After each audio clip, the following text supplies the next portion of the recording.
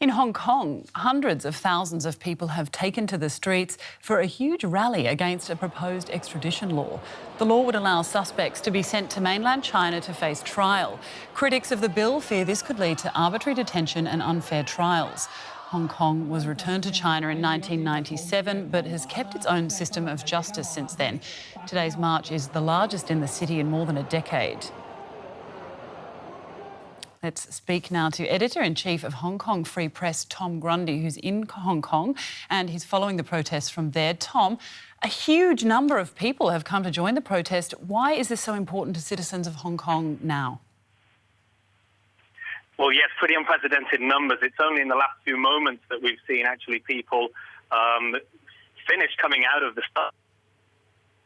It was 4 hours ago when it began. We're talking at least 500,000, I would imagine.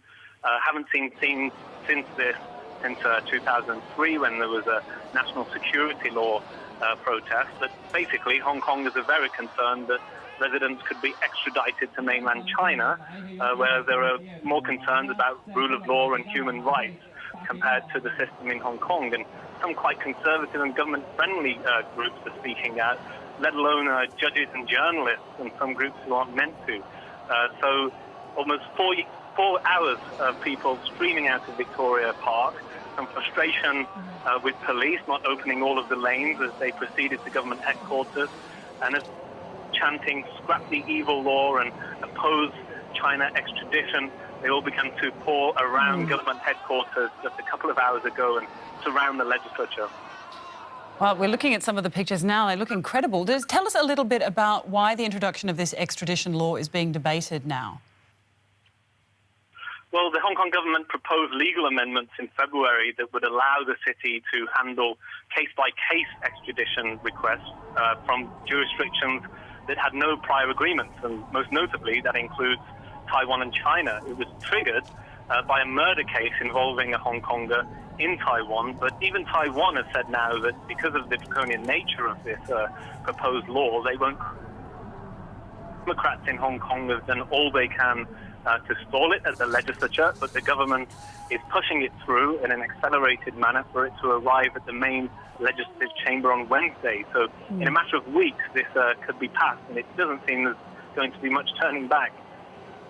Has there been any reaction from Hong Kong's leaders to this huge opposition? Chief Executive Carrie Lam refused to comment this afternoon, but I imagine there will be a press release later as we get an idea of some of the figures. It will be hard to ignore. But then again, pro-Beijing lawmaker Regina Ip said yesterday that this protest will have no effect. The government, it's all about face loss, is not going to succumb to a mass protest.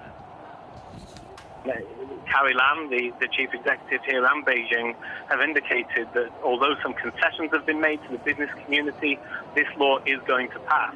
But like I say, this is an unprecedentedly huge protest, so we'll see if there's another response in a few hours' time. Tom Grundy reporting from Hong Kong, the editor-in-chief of Hong Kong Free Press. Thanks very much for the update. Thank you.